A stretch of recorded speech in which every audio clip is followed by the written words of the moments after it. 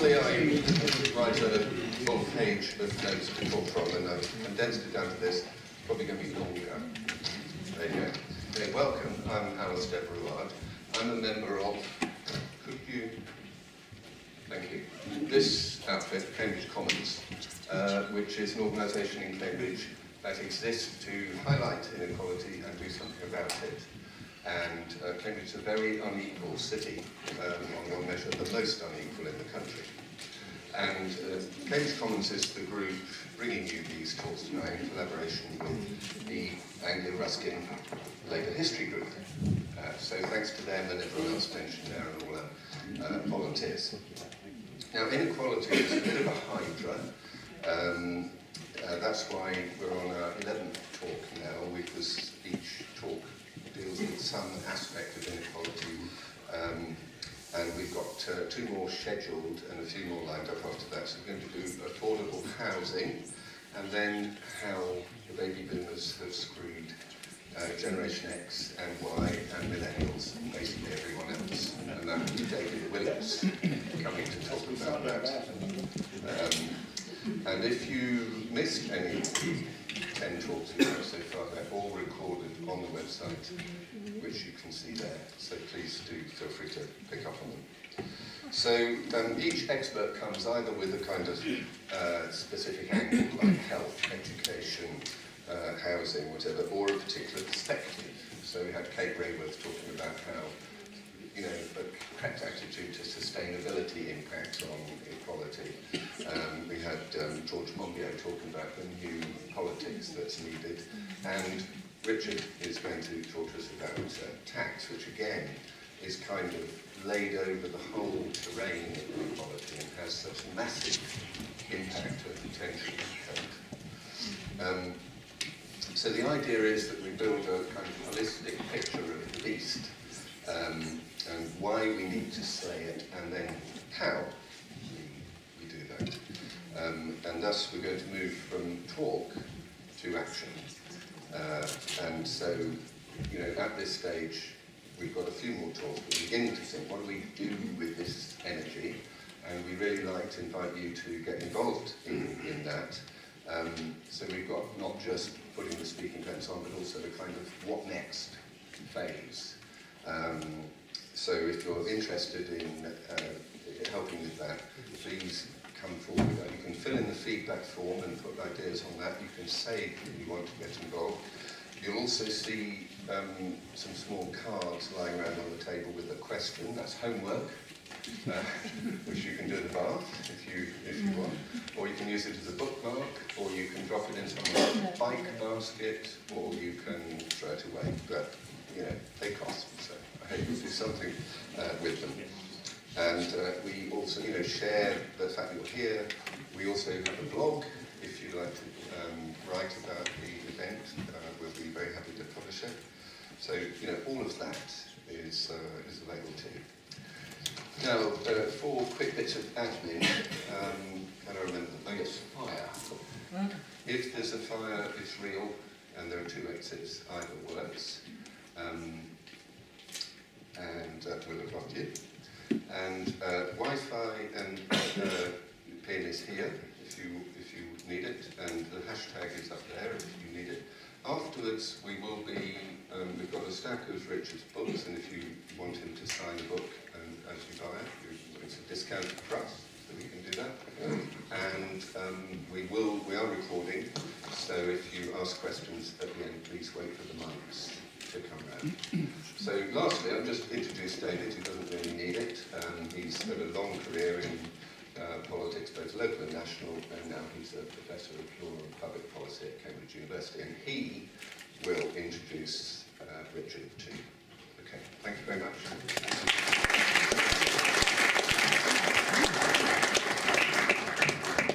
This is working, so I'll just shout. Welcome everyone, welcome back. I see lots of familiar faces in the audience. Fantastic to see some people coming back, but also see some new faces. Richard Murphy is an interesting chap. On the surface, he's the epitome of respectability. He's got a degree in economics and accountancy, and he's a chartered accountant. I don't think we've had a chartered accountant speaking this year before. I think he was trained at KPMG, one of those. One of them. They're all equally evil. And then he then went into private practice, had his own firm of chartered accountants, and then got involved in lots of business interests, including interests in this part of the world. He's from this part of the world and now lives back here. His business was slightly further north of here. Was involved in the Cambridge phenomenon, the .com era, and lots of interesting businesses of that era.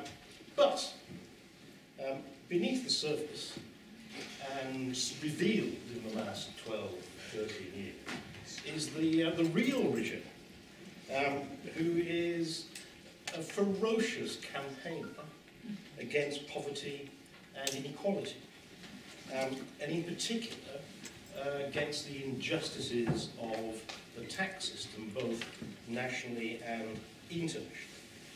And he was the founder, one of the founders, of the Tax Justice Network, which you can follow on from his website, and the founder of Tax Research LLP, which undertakes lots of work on taxation policy, advocacy, and so on for aid agencies, trade unions, NGOs, and other similar organisations, both here and around the world.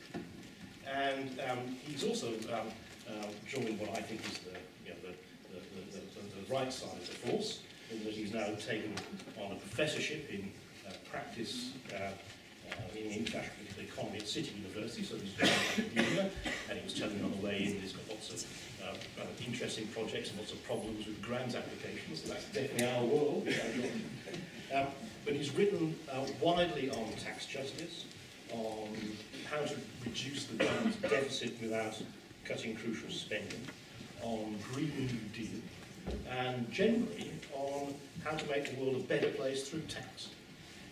So his latest book, which as I say is on sale outside for a reasonable price. It will be inside. Inside, outside. Inside. Not out in not so cold anymore. But his latest book is of course called, and this is the perfect title for a book by an accountant, The Joy of Tax. So, Richard, over to you.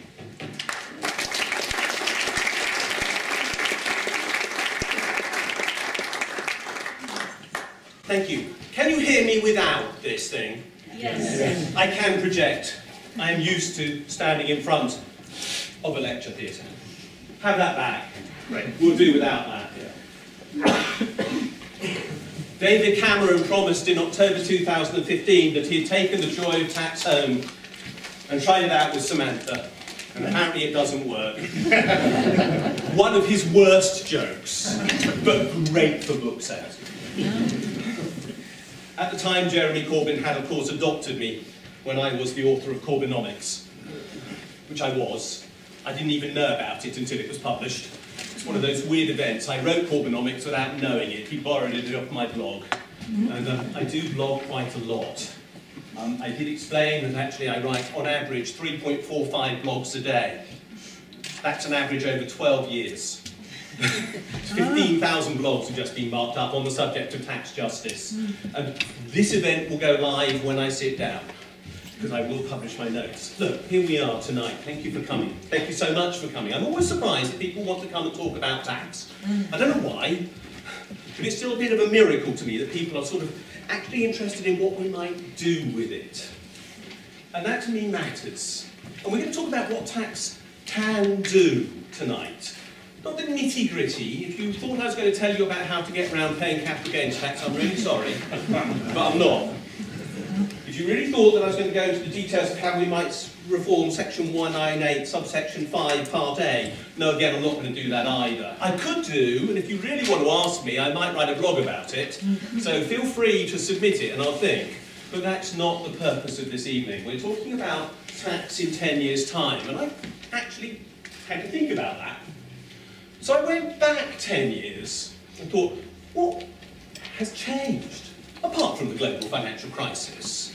apart from the fact that we've had the worst recovery from the crisis ever, well, okay, at least since the South Sea bubble.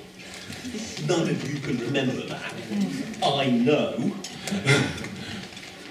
The worst decade for productivity growth since records began, published this week by the Bank of England. But what else has changed? 10 years ago, I would not have stood in front of you looking like this. I would have still felt as a chartered accountant I had to wear my grey suit and my tie. In fact, actually, when we started the Tax Justice Network, we always went everywhere in grey suits and ties. To the point that when John Christensen and I, who were basically the co-founders for practical purposes, turned up at the United Nations to discuss tax for the first time ever, and were the first people who had ever sat in the NGO benches at a meeting of the UN Tax Committee, the head of the US delegation came over to see us and said, "Who are you?" We said, "We're civil society." She said, "You can't be." We said, "Why not?" "You haven't got ponytails." Well, the world has changed a bit in many ways since that event happened, which is not that long ago. And tax, and the whole attitude towards tax has changed. And actually, I want to talk about attitudes towards tax tonight, because to me, this is a thing that has to change over the next decade. The really most important thing is to think about how we think about tax. And one of the things that has emerged over the last decade, because if we go back 10 years, I assure you tax justice campaigning was a decidedly fringe participation sport. There weren't many of us who were actually in the game. And now there's a lot of people in the game. And if anything, the reason why there's now a lot of people in the game and there weren't is precisely because we've done our thinking before the global financial crisis. We actually had an agenda to offer to world leaders who were looking for an excuse for what happened. And we offered them an excuse for what happened. We gave them tax havens as the perfect excuse for saying it happened over there. Didn't happen here, happened over there. They loved that. Nobody loved that more than Gordon Brown. I got on okay with Gordon. But he did like the excuse, and so did Barack Obama, and so did others. And they all adopted this idea. But gradually we persuaded them it's not just over there, it's also here. But it was having the thought processes there at the time that let us capture the moment. So I created the idea of country-by-country reporting in 2003, in a mad moment. I wrote it to celebrate my son sleeping through the night for the first time. I am the only man who's ever written an international accounting standard to celebrate his son sleeping. I'm sure that's a record I'm going to keep for a long time. We discussed automatic information exchange from tax havens, where tax havens would be required by international agreement to give data to the country where somebody lived on the amount of money they had in a haven. In June 2009, I was told by the UK Treasury, "This will not happen in your lifetime, Richard." I have proved them wrong. I'm still alive and it's happened. But that's how much ideas changed over the times through the last decade. And we talked about beneficial ownership and the need for beneficial ownership to be put on public record for companies and trusts. So we knew who was doing what in tax havens and elsewhere. And next week, Margaret Hodge is having an amendment to a bill discussed in the House of Commons, and apparently 19 Tories are going to vote with the opposition. 19, of course, is enough to guarantee the government loses, the opposition will win, and we might finally get transparency in the UK's tax havens, where I am a deeply popular man.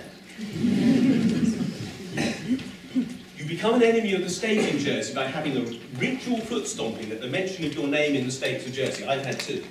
I'm not sure what that really means, but I know I'm not popular. So, we worked very hard to try and change things.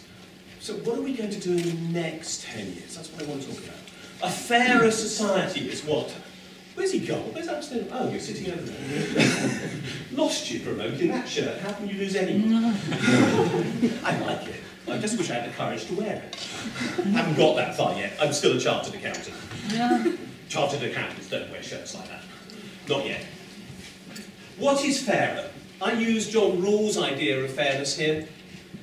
John Rawls, the philosopher who created the idea of the veil of ignorance, that we are all born behind a veil of ignorance. We don't know whether we're going to be male or female.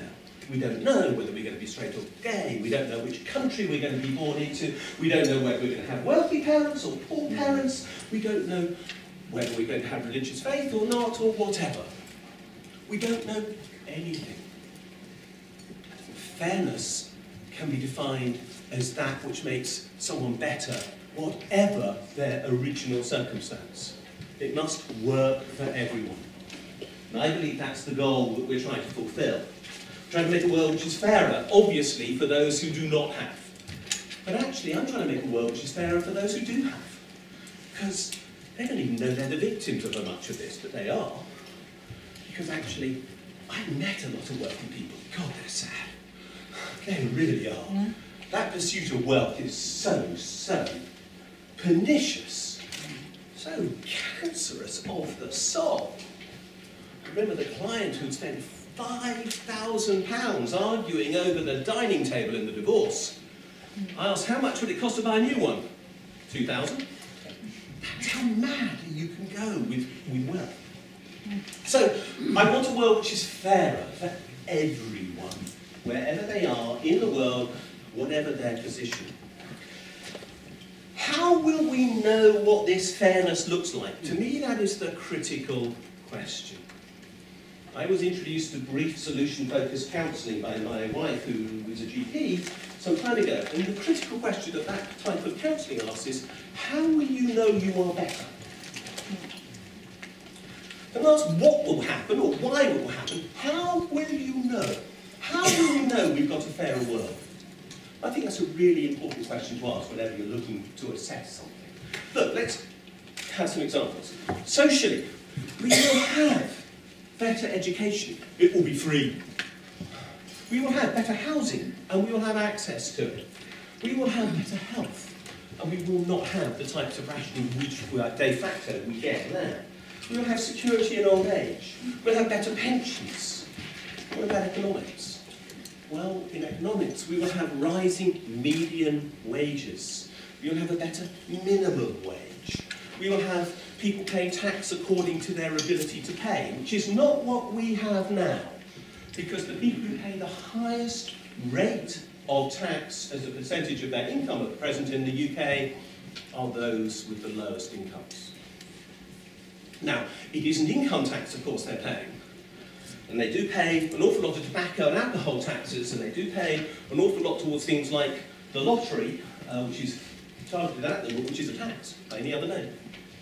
And the BBC licence fee, which is a tax by any other name. And then they charge capital taxes. But we would have them pay a lot, and the wealthiest probably pay the lowest overall rate of tax at present, because they can hide their income and gains in companies. So we need to change that. We need to create a society where all businesses compete on a level playing field, and the cheats don't win. You know the names of some of those cheats. I put some of them in the media. I wrote the original Google story. Oh, I was involved in the original Amazon story as well, and Starbucks, and been around Apple for a while. I wrote the first ever story about Microsoft. Microsoft reaction to my first story, which was in the Wall Street Journal in 2005. They changed their company in Ireland from being a limited company to being an unlimited company, so we would never again find how much money Bill hid from the taxman by using Ireland. And we never have, because Bill changed the rules to make sure he didn't tell us. So we need to create level playing fields. We need intergenerational change. Housing should not be a burden. Education should not oppress people by the debt that they leave university with. These things are fundamental if we're going to have a better society. This is what it would look like. But most of all, and this is ultimately my definition of a fairer society, we need freedom from fear. Because I think it is fear that we suffer now. We are suffering people who have, obviously, short-term contracts, uncertainty. They don't know whether they can meet the bills because there isn't a sufficient payment to ensure they can. They can't earn enough to make sure they can. Their job is too insecure to know that they can. These things actually oppress the human spirit in a way that to me is wholly unacceptable. That's what we are trying to do. We're trying to create a fair society where we can all flourish. And my promise to you is that we can do that. What's the role of tax in it? It's absolutely massive. To summarise what I'm going to say for the rest of the evening, tax is the single instrument that we have which can most change the way in which society is organised. Nothing else is available to government which can so change outcomes as tax can, in my opinion. Now, you might disagree, but I think tax is pervasive, it's an overarching. Remember, each of you is going to spend between 35 and 40% of your income on tax. Not directly necessarily, you might not notice it. We don't put up on every single sale that we have in this country what the VAT element of what you've just bought is, unlike the States where they do show the sales tax separately, for example. You don't notice the national insurance which your employer pays for you, but actually it comes out of your wages, because otherwise you would simply be paid more. You obviously don't recognise the amount of tax that might have been paid in the companies in which your pension fund has invested. But when you add it all up, you're going to pay between 35 and 40% of your income in tax. It is the single most expensive item in your household budget. If you put it in that way, no, not surprising you're here. It should be. This matters a lot. So what we can do with tax changes fundamentally how we can organise society. That is my point. But of course there wouldn't be tax without government. So let's start with the preconditions. Let's understand tax in its context. Because tax and government and money all go together. And we can't talk about tax in isolation. It would be pointless, irrelevant, and we might as well go home now. Because let me promise you something. People don't like paying tax. That might be news to some of you, because all your friends love it. Honestly, out there are some people who don't like paying it. I've met a few. And no government likes charging tax as a result, because it makes them unpopular. But only governments can charge tax. It would be very convenient. Well, I think there are people like Richard Branson who think it would be very convenient if they could charge tax. And because they can't, they try instead to capture state revenues for their own private purpose. Why else is he so keen on winning rail franchises and health services? Because he gets tax revenue guaranteed for his own personal gain. Sorry, that's exactly what this is about. But he can't tax, only government can. So government is at the core of the issue of tax, and tax actually empowers government. Tax is what lets government deliver those services I've just talked about, deliver those changes I've just talked about. But let's talk about what it does, what government does. Let's remind ourselves. It regulates. It passes laws. It arbitrates. It creates a legal system. It administrates. Ministers in the civil service are there to make sure those rules work. We want them to be effective. We need them to be effective to create the social justice, which is our goal. It protects. I mean, this isn't just defence. This is, of course, protecting everyone in society from those things to which they are vulnerable. It's a much broader definition than that which the Ministry of Defence might think of. But it's there to protect. It's there to direct. The government can choose how it wants an economy to develop. That is within its right. It can say, we want you to invest in this by giving incentives and allowances and reliefs to see that sort of thing happening. It shapes the world we live in as a result. And last of all, of course, it taxes. But it actually doesn't tax for fun, it taxes because it needs to. Let me explain that. Tax isn't the last thing it does. It's a part of its policy. Because I want to now let you into a much bigger secret than the fact that some people don't like paying tax. And that is that we don't need tax. Tax is wholly unnecessary. You don't have to have any tax at all for a government to spend. I know. Look, there you go. It's printed. And effectively, the government can print as many of those as it likes. And you accept it as money. It's worthless, let's be totally honest. But you accept it. So the government can create as much money as you like, and it's incredibly easy. It doesn't, by the way, require printing. It actually requires double-entry bookkeeping. You never knew accountants were so important. But they really are. We have just gate-crashed our way into economics.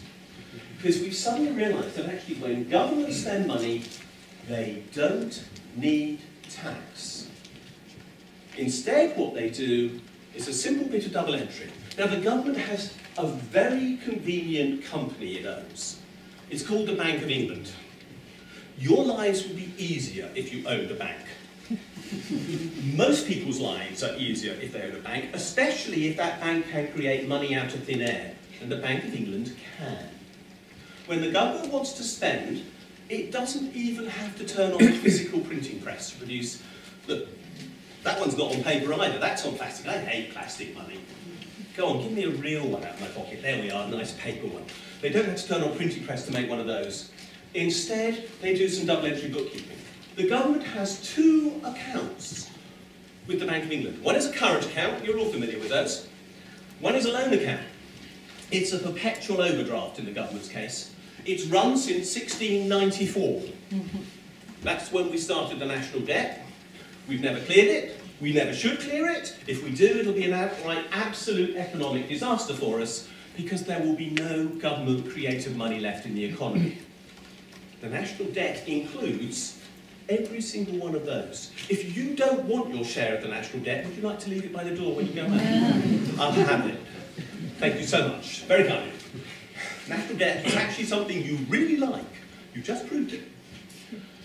So the national debt is there, and all the government does when it wants to spend money, 12 to 13 billion or so a week on average, no, 14 billion a week on average now. It probably was 13 when I last spoke here, but it's 14 billion a week on average now.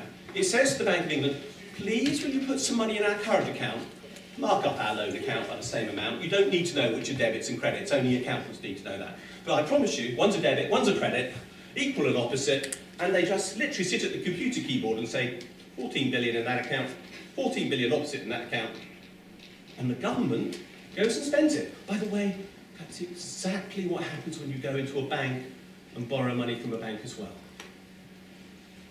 You never borrow somebody else's money from a bank. Your deposits in a bank are never lent to somebody. They also do a bit of double entry bookkeeping. When you go into a bank and say, can I have £10,000? They say, yeah, here's a loan account, here's a current account, we'll put the money in the current account, you can go and buy your new car. They don't lend you somebody else's money, they just do double entry bookkeeping. When was that acknowledged for the first time by the Bank of England? In 2014. For 320 years they didn't recognise this truth. Now they do.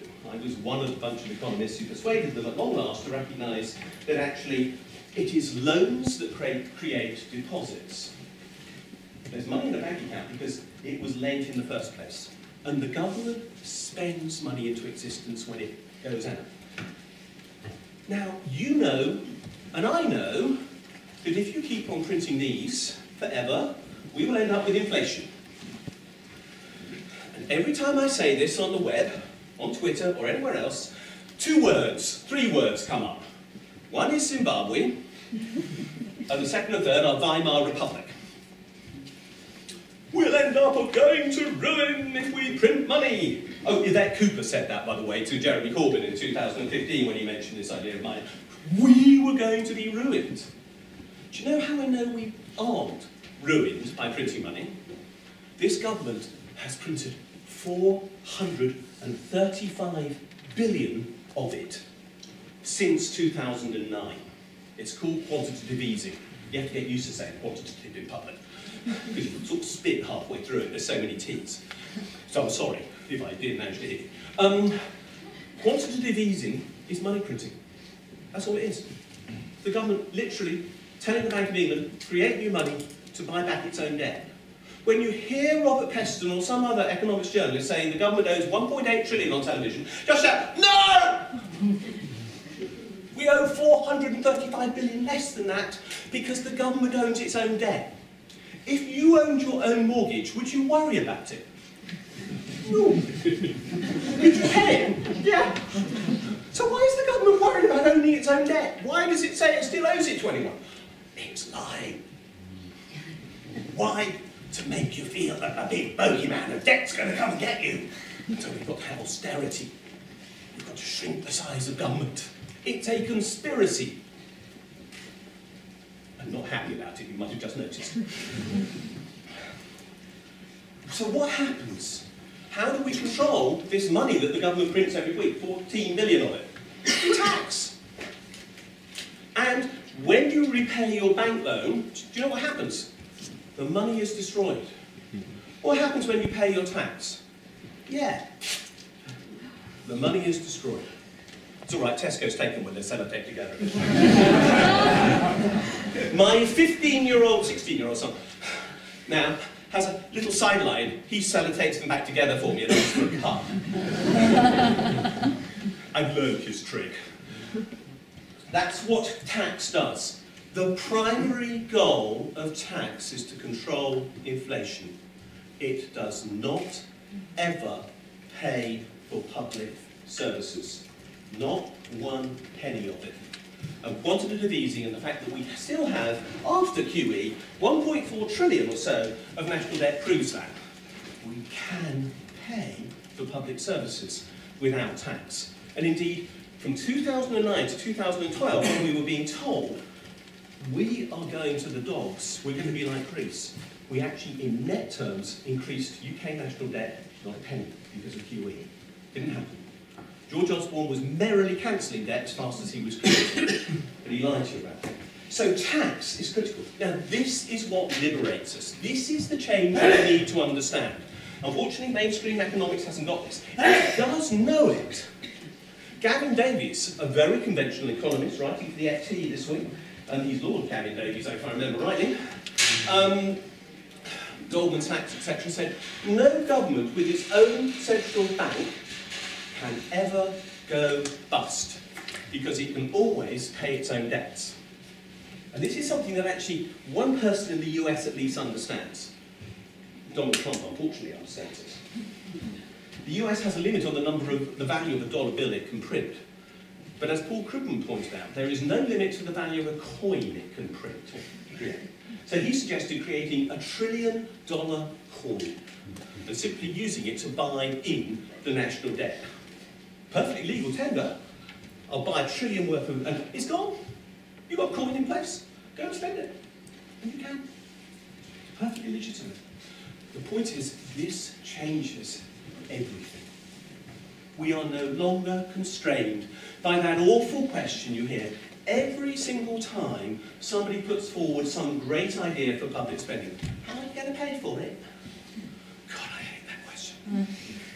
The answer is by printing the money just as we do for everything else. And what happens when we do decide to go and spend more money? The assumption is, I bet you'll hear it if you watch Newsnight tonight, no, Question Time tonight. Somebody's bound to say, oh, we can't afford to spend more money. If the government spends money, it's somebody else's income. In your household, of course, that's not true. Because your household, when it spends money, spends it outside the household. But the government spends money inside its own economy.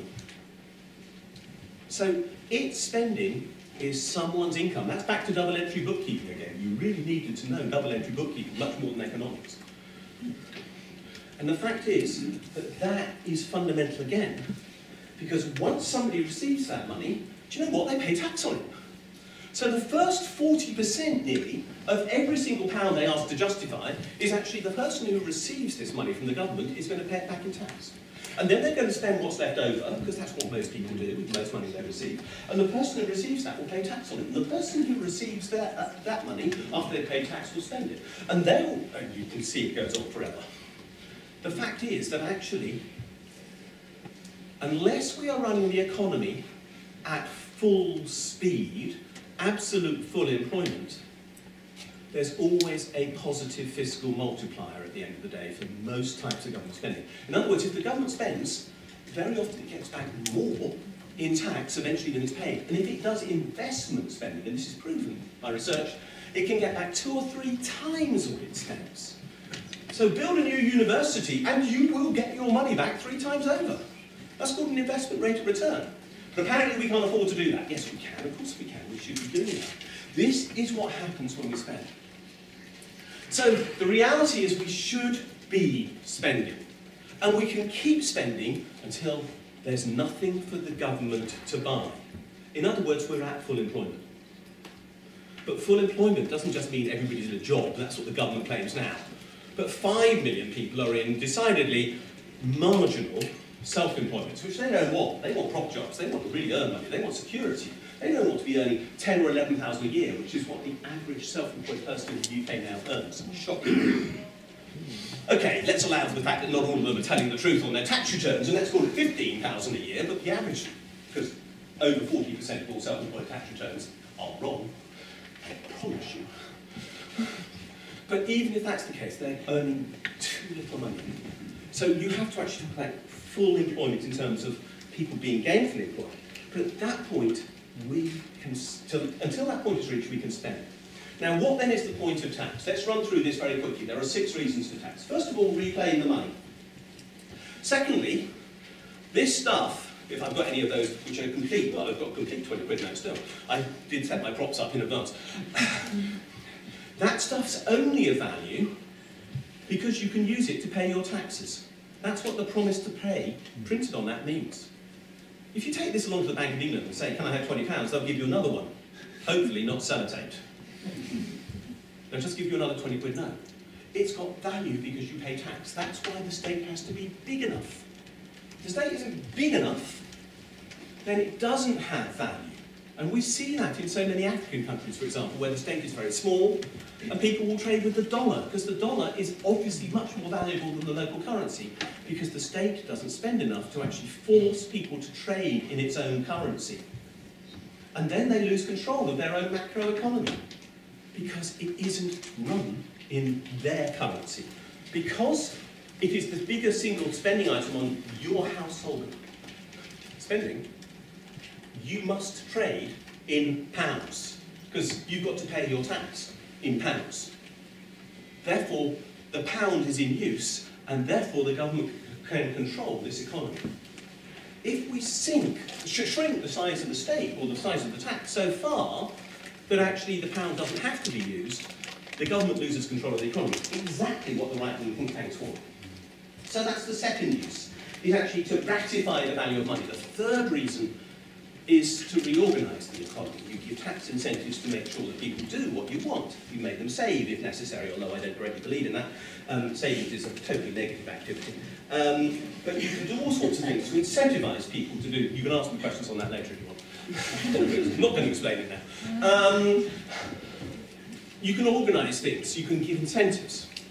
You can redistribute.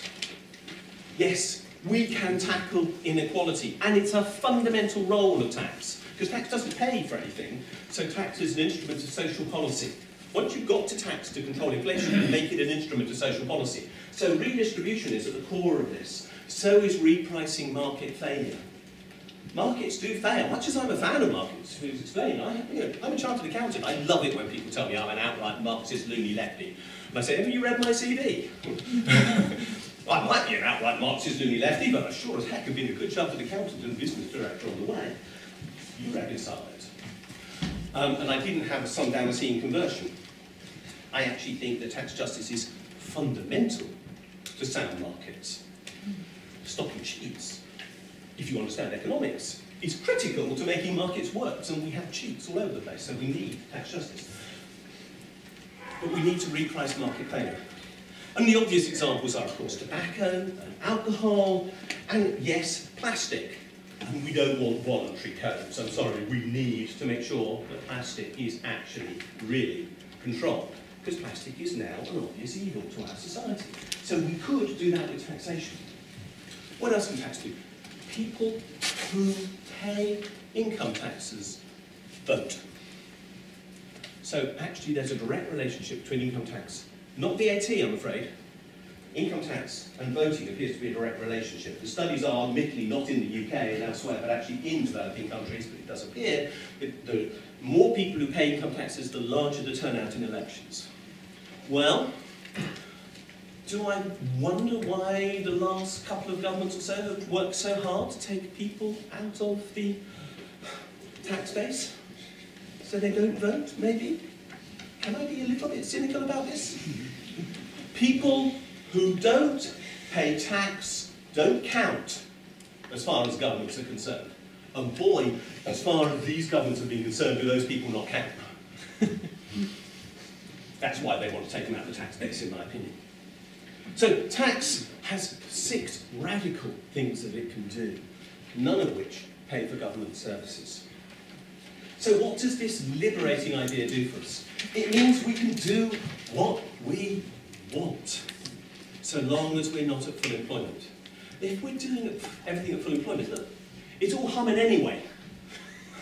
Let's not get too worried. If we're all doing great jobs and earning good money, and we can afford to do all those redistribution and everything else anyway, because we're all paying so much tax, we don't need to worry about these interventions. But presuming we're not doing that, and we haven't hummed for a long time, economically speaking, then tax can liberate us by literally letting government expenditure be more than tax.